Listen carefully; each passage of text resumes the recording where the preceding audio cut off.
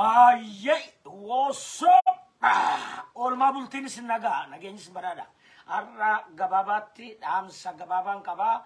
Inninis argitee haala biyya keessaa ilaalchisee daa'imman Oromoo labsa dabarfatanii jiranii. Ilmaan Oromoo bakka jirtanitti bahaadhiyaa kaabaa kibbaa akka nu dhaqqabdanii jedhanii labsatanii jiranii. Inninis maali?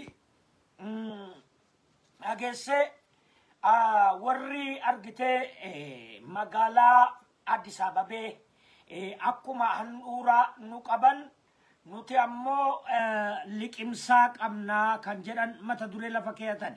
Handhuura nu qabani, handhuura nu ciniinamee liqimsaa ciniinnaa jedhani. Kanaaf daa'imman argitee sagalee keenyaan dubbachuu, aadaa keenya beeksifachuu, alaabaa keenya baasifachuu waan dhoowwamneef egaa nama nu jibbaan beeksisanii irraan binnu, ittiin gurgurru, irraan nyaannu, irraan dhunnu, wajjin hin jiraannu gargar baanaa jedhani. Kanaaf hin kolfina.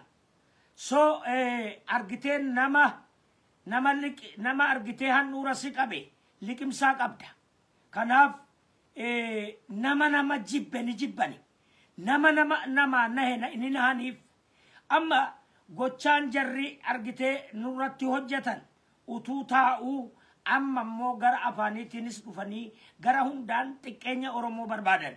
Kanaaf irraa hin nyaannu, irraa hin nyaatina, ittiin gurgurru, ittiin gurguratina, irraa gora.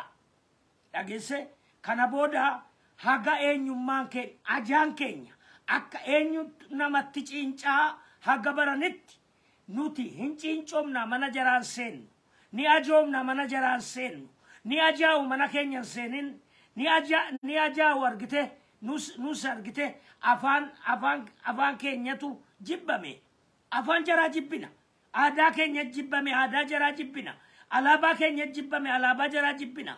Alaabaan kan keenya argite Finfinnee keessatti eega dhowwame alaabaan isaanii bakka Oromoon jirtutti, magaalaa Oromoon jirtutti, masgiida irratti, cheerchii irratti bahee jennaan ibiddatti qabsiisa.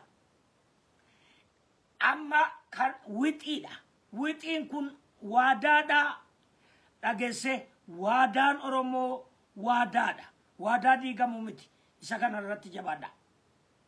Kana sheer godhaa dabarsaa nama hundatti dabarsaa warri ammoo walitti buttanii waraabdan wannaan rakaa yeroo gaarii.